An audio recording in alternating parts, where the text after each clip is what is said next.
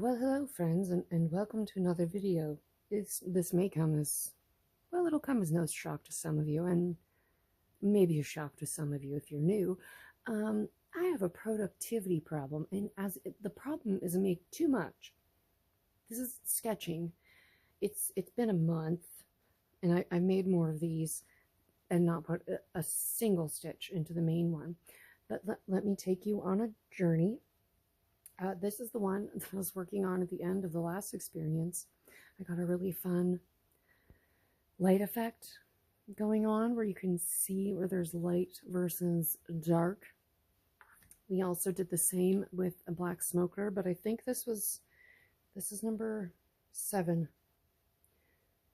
Did I forget to number this one? Oh, heaven's sake, that's 6, 7. Yeah, that's right. The cat hair is also making an appearance as I put these under bright light. So I used some silicone tubing to make 2 worms at the black smoker vent and felt, which I stitched down. I did not needle felt. Also, ones that are in darkness, and this little octopus, which will come in handy later because that's what we're going to work on the big reef. And then I diverged and I saw this fabric that looked like a whale shark. Got very overly excited about that. Was the whale shark the next one? No, it was the firefly squids. Yeah, so there's a thing called the dial migration, say it how you want. It's when all the little Twilight Zone creatures come zooming up from the depths, like this. See them zooming past you up from the depths. I ran out of Adderall long ago, so this might be a bit of a chaotic filming experience. Anyway, so they come up out of the depths to feed upon the sky creatures, and they are one of the ways that carbon is exchanged from the surface of the ocean, where it is gathered by all the blue-green algae, and it is eaten and then carried down into the depths. So these are supposed to look like little firefly squids, and they do glow in the dark. The cat hair doesn't, good lord. But it looked like lots of squids in the background. If you hold it far away, you can kind of like see and not see squids. Testing out that idea. Then I went rogue and realized that there are very few photos of the underside of a remora, which is weird because that's how you generally see them, which is with their head smacked onto a creature. This fabric looked like a whale shark, as you can see clearly. So I added some gills because it wasn't reading whale shark, and one of my friends pointed out that the fish looked very phallic. That's just what they look like. It's not my fault they look like that. If realism is phallic, well, that's what it is. But I tried to add the edge of a whale shark and make it look like he had a remora with his head suction cupped down, so you were seeing his tummy. I think I accomplished that. I will not be taking queries on whether or not it looks phallic. Then I went, it was number 9, I think. Then I got onto a blanket octopus idea because I saw one that I hadn't seen before. And I liked the idea of using batik because that looked very blanket octopusy. We aren't going to say it like that again. Anyway, so it looked like an octopus of the blanket variety. Only the females are this big. The male is like the size of a golf ball.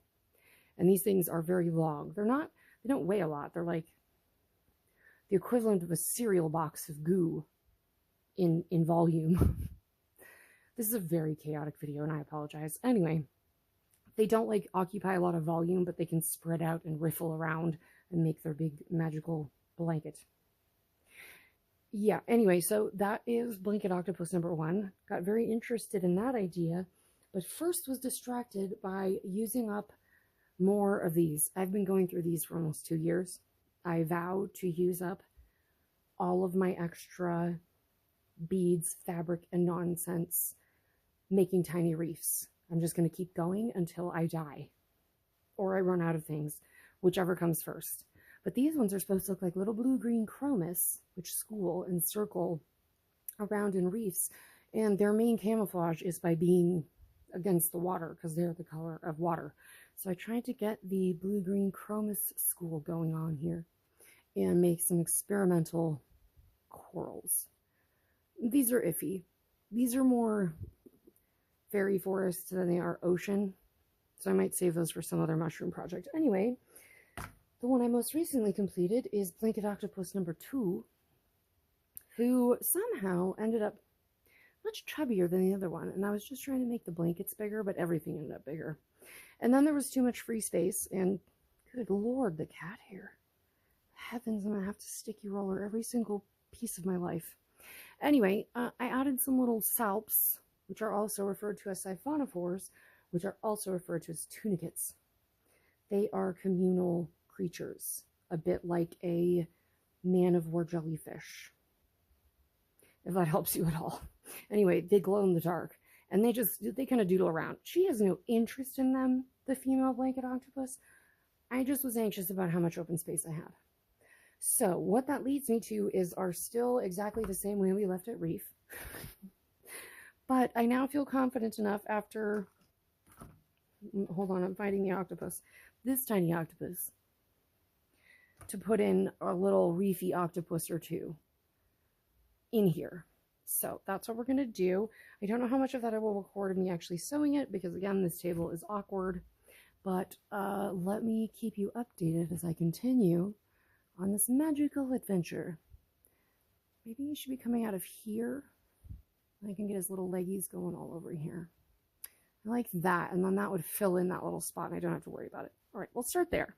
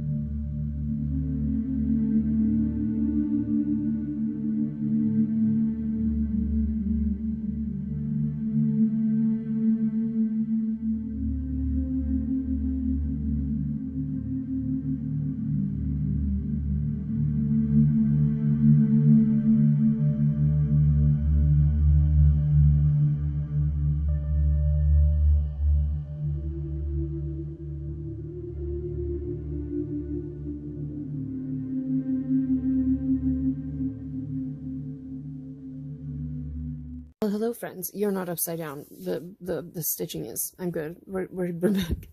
So here's how these turned out. I really actually like the little fish zooping around, because it makes it look like they're kind of below a high point in the reef because they're so amorphous. And then we have our little reef octopus here. They're sometimes called a day octopus in Hawaii. We call them he'e, and that's what's on my tattoos, is little octopus suckers, because I had a bond with an octopus when I went behind the scenes with a friend at an aquarium. Long story, the octopus was likely getting high off of my flesh. I'm very super saturated with THC, we will say. That's not a fact you need to know, but it is why the octopus liked me and why I am marked by the octopus in my tattoos. Anyway, we also have a blue devilfish, which came out shockingly better than I really thought it would. Like, good for me. Wow. Didn't expect that to actually come together in such a nice way. Additionally to that, now I'm thinking that this little ledge could be finished off and we could try to get some dimensionality going. I'm not worrying about how easy it is to sew at this point because it's catching on every other ungodly bead I've put on here. But I have some fun coral colors. You know, if I use pink with this, is that too much? That's too much pink. Yuck. Yuck. Horrible. Maybe that dramatic, I suppose. Maybe, no, that green is fake. It's too jadey. Blue? No, nope, too matchy with the fish. Back out, I'm back out. Nope, too matchy with the fish. Maybe a red. I can't have a matchy fish. I don't love it with the pink. I could live with it, I guess. I could bring the purple one down. Purple. Purple. Dun, dun, dun, dun, dun. Sorry for the crankling sounds. Maybe you enjoy that. Maybe ASMR crinkle sounds is your vibes. All right, this kind of matches that purple, which is a very good reefy purple. I find that acceptable. Look at it, like nestled right in there against my rock. Almost like I planned it, but I didn't. My brain just Tetrises without me knowing. And then this is a piece of that weird, whatever this is. I think it's for like making bouquets out of. That's going to be my bet. Now, if I fold it over like that, I get an almost straight edge and a little more density. Yeah, that's better. And then if I stick it or stitch it here, it covers the base of, well, it kind of covers it too much. Son of a flap. Okay, we gotta, maybe if I trim it. Maybe it's just unreasonably oversized. Well, either way, I think I'm going to stitch that on because that is good. Maybe if I just put you over a bit. Oh, good. The cat's here to give his opinion. Thank you, Magnus. Who asked? Whom asked you? It's grammatically incorrect. I know. Thank you, Magnus. All right. Well, I think that's a good place for that either way. Even if this has to be, maybe I just foreshorten it. What if I shorten you and then hook you up like right there? That's not so bad. That's kind of a, if it was shorter, keep in mind shorter. Or I move you up. Well, no, that's not terrible either. Okay, well, either way, we're gonna work on a couple of these, and then that will probably wrap up this segment as we continue to work through our slow stitching reef. I'm probably being a little more meticulous than someone slow stitching should be, but I also have some stiffened felt that I want to retry doing some of the plate corals up here with again, the like horizontal version of the scroll coral here. Anyway, it should be fun, and now you know an octopus story, and let's go back to stitching a bit. We're back. Here's where I ended up. I added on these bits of felt. I added on these little starry polyps over here so that we can cover them up with something. What I also did, and what I now have to decide what to do with, is I stitched some little tube sponges to mimic the ones in the back. And we have innumerable places that we can layer those up in the forward round here. Maybe over here? No, then they'd be on the same size as their friends. But I don't want them covering the fish. Those might end up somewhere over here. Anyway, and I also took a bunch of felt scraps that were already pre-cut stiffened felt for a thing I'm not going to use them for. And I just did a running stitch along one side and pulled it really tight and threw a couple stitches in it for all of these in their many varied shapes. I was going for very random shapes because now what I'm going to do is take them and kind of slowly build up some layers of shelf corals to a degree. I'll probably do it with glue to start with, just to make sure I can get it on there. Anyway, so I have lots of these and I can put them every which way. So we can have plate corals coming in all over the place. including in these foregrounds. So anyway, I think that adds a lot of depth when it's not in a pile. I think that adds quite a bit of depth, actually. And when they're stacked and put on, they'll look correct. Anyway, I'll try to get some video of that, but otherwise, I will see you in the next one when we will probably have to finish this off because we are literally running out of space. Anyway, we're almost there, and now we just have this kind of area and all the foreground. Oh, and this. I decided where I was going to put this. Where was it? Oh, it was right here. Look at that. Finished. With that one segment. No, that was too much. I think I put it here. Yeah, it was like that. It kind of broke it all up. All right, well, we found a place for that thing that I made like the second day that we started this. And now we have all these little bits to play with. And we shall. All right, let's finish this one off, and I will see you in the next one. I hope that you've enjoyed my particular brand of chaos, and hit me with a like or subscribe or a comment. Let me know what you like or dislike about what I am making here.